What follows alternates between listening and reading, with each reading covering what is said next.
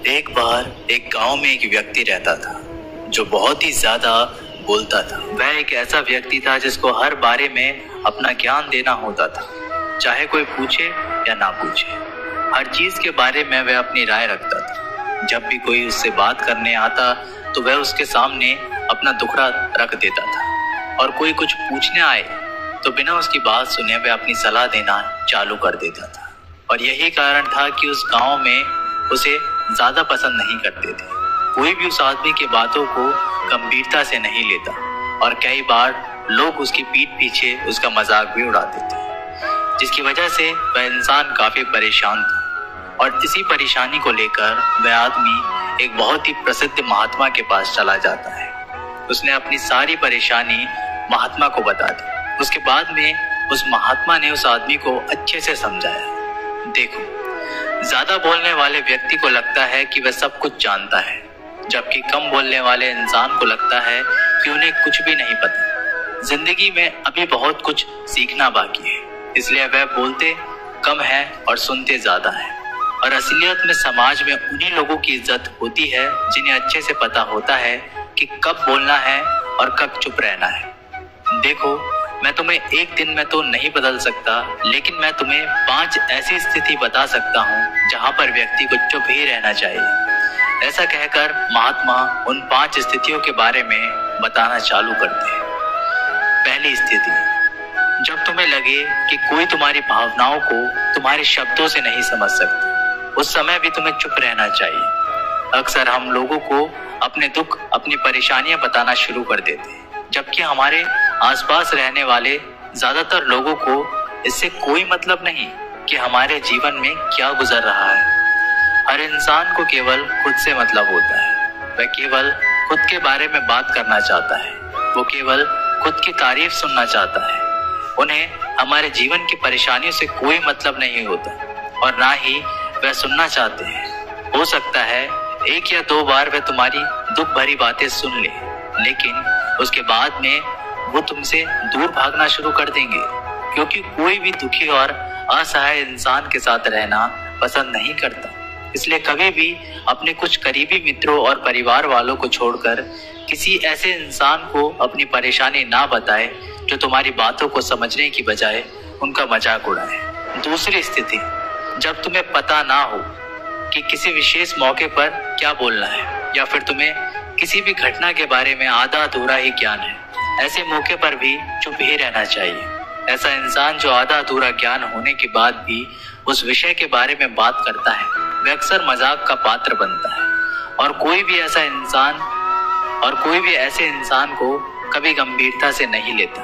अपनी बात को प्रभावशाली तरीके से वही इंसान रख सकता है जिसने उस घटना का विषय के बारे में गहराई से जानकारी है। इसलिए कभी भी आधी अधूरी जानकारी और इधर उधर से मिलने वाली जानकारी के आधार पर लोगों से अपनी बात मनवाने की कोशिश ना करें। तीसरी स्थिति, गुरु ने कहा, जब कोई इंसान तुम्हारे सामने किसी तीसरे इंसान की बुराई कर रहा हो, तब ऐसी परिस्थिति में भी तुम्हें चुप रहना चाहिए। तुम्हें कभी भी ऐसी नकारात्मक बात का हिस्सा नहीं बनना चाहिए, क्योंकि आज जो इंसान तुम्हारे सामने किसी तीसरे इंसान की बुराई कर रहा है, वही कल किसी और के सामने तुम्हारी भी बुराई करेगा। और इस बात की ज्यादा संभावना है कि आज तुमने उसकी हाँ में हाँ मिलाने के लिए तीसरे इंसान की जो बुराई की है, कल रिश्ते ठीक होने पर दोस्ती में वो इंसान उससे कह देगा कि तुमने उसके बारे में क्या क्या कहा था। इसलिए जब भी कभी कोई किसी तीसरे इंसान की बुराई करे या उसे गलत समय का मजाक उड़ाए, तो तुम्हें ही बस उसकी बातें सुन लेनी होगी। अपनी कोई भी राय वहां नहीं देनी है। अगर तुम ऐसा करते हो तो भविष्य में तुम्हारे लिए समस्या खड़ी हो सकती है।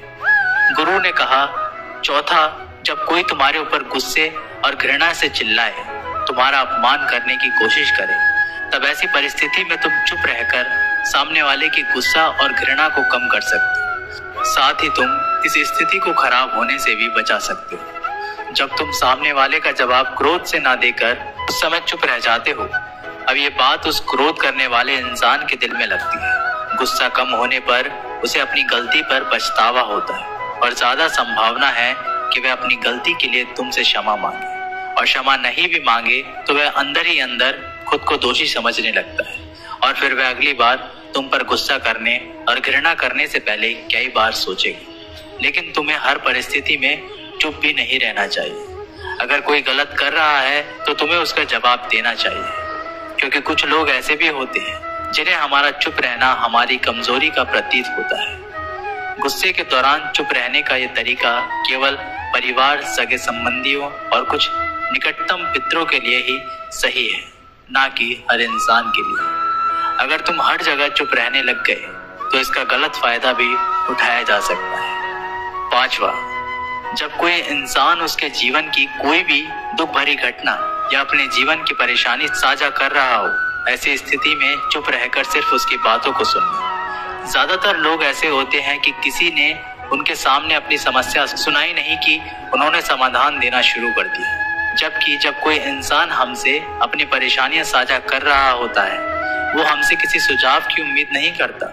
वो बस ये चाहता है कि हम उसकी पूरी बात ध्यान से सुनें, क्योंकि जब हम किसी की परेशानी को ध्यान से पूरा सुन लेते हैं तो उस इंसान को एक आत्मिक शांति मिलती है। उसे ऐसा लगता है कि चलो किसी ने तो मेरी बात को समझा।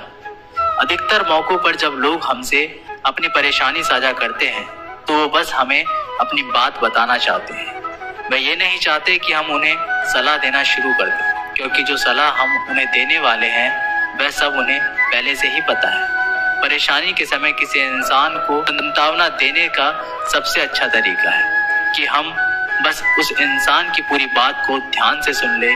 जब हम लोगों की बातों को बिना उन्हें बीच में रोके और बिना किसी सलाह दिए पूरे ध्यान से सुनते हैं तो उनकी नजरों में हमारे लिए सम्मान और स्नेह का भाव पैदा हो जाता है।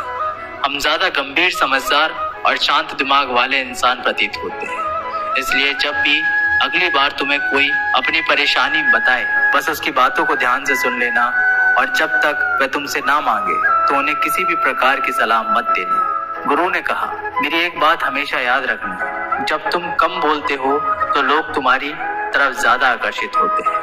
तुम क्या हो और तुम क्या सोचते हो? शिष्य ने हाँ में सिर हिलाया और वह गुरुदेव की बातों को समझ चुका था। उसे किन किन परिस्थितियों में शांत रहना है।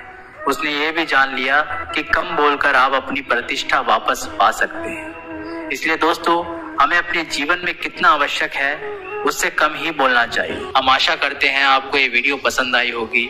मिलते हैं एक अगली वीडियो के साथ, तब तक के लिए अपना ध्यान रखें। जय श्री कृष्ण।